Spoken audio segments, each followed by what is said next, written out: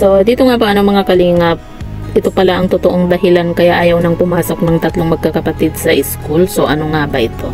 Yan po yung ating pag-uusapan po mamaya mga kalingap. Pero bago po natin ipagpatuloy ang video ito, sa mga bago pa lang po sa ating munting channel, huwag po natin kalimutang suportahan ang ama ng Kalingap, Kuya Val Santos Matubang at Kalingap Rab.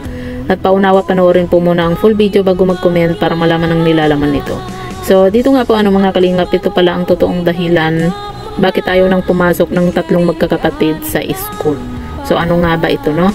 Pero bago po yan mga kalingap, tatlong araw na rin po nung huli nga po nating mapanood nga po ang tatlong magkakapatid. Kaya marami sa ating mga viewers ang na-miss at gusto na rin pong makita nga po itong tatlong magkakapatid nga po.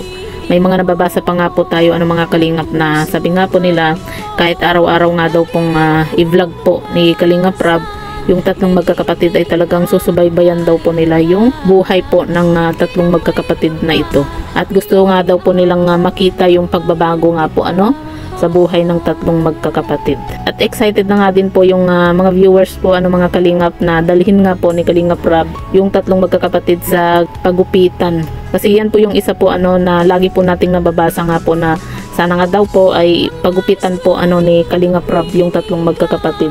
At yan yung aabangan na lang po natin mga kalingap, kasi nabanggit naman po ni Kalingap Rab nga po sa huling vlog po niya at sinabihan nga po niya itong sinanay na wag nga daw pong gupitan yung magkakapatid dahil siya na daw po yung bahala para pagupitan nga po yung tatlong magkakapatid nga po.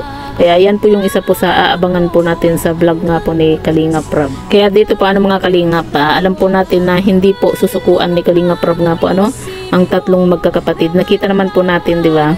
Yung huling pagpunta ni Kalingap Rab dito nga po sa tatlong magkakapatid, nakausap na rin po ni Grace nga po yung tatlong magkakapatid, at nakita po natin itong si Melissa na masaya nga po habang nakikipag-usap po siya dito kay Grace. At yan din po yung isa sa kahilingan po ng tatlong magkakapatid na gusto nga daw po nilang makasama po itong si Grace kapag muli daw po silang lumabas nga po. At dito nga po mga kalingap, kung maalala nyo po yung vlog nga po ni Kalingap Rab, nung tinatanong po ni Kalingap Rab kung ano nga ba yung ginagawa po ng tatlong magkakapatid sa kanila, ang sabi nga po ni Chris, naglalaba nga daw po sila at nagtatanim. Yun po yung ginagawa nga po nila dun sa kanilang lugar nga po, dun sa bundok.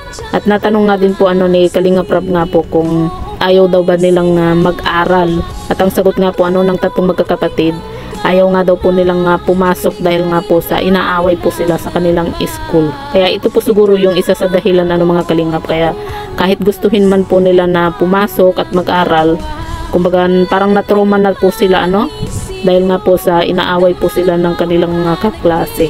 Pero dapat po ang ginawa po ni nanay, pinuntahan po yung teacher para mapagsabihan po yung mga estudyante na nang-aaway dito sa tatlong magkakapatid para hindi na po maulit yung kanilang ginagawa nga po na pangbubuli dito sa tatlong magkakapatid nga po. Kasi sayang naman po mga kalingap kung hindi po sila mag-aral, di ba?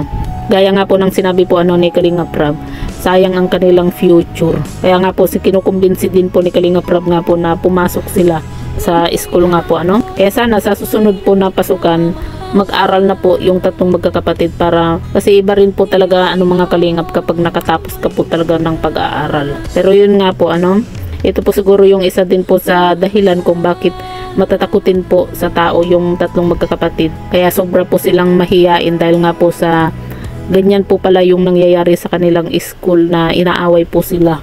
Kaya hindi na rin po sila nag-aaral nga po Yan nga po mga kalingap yung dahilan kung bakit ayaw na pong pumasok ng tatlong magkakapatid dahil nga po sa inaaway nga daw po sila. Diba? Nakakaawa naman po itong tatlong magkakapatid nga po. Siguro kaya sila inaaway dahil nga po sa mga sa mga kapitbahay din po, sa mga tawag po sa kanila dati, diba? Pero syempre sa tulong ni Kalingap Rab, malay po natin, diba, sa susunod po na pasukan makakapag-aral na po sila at unti-unti na rin po silang nasasanay nga po lalo na kapag lagi pong puntahan po ni Kalingap Rab at isama sa mga lakad po nila, di ba? Yan po yung magandang abangan po natin dito sa tatlong magkakapatid, yung pagbabago po sa buhay po nila sa tulong po ni Kalingap Rab nga po.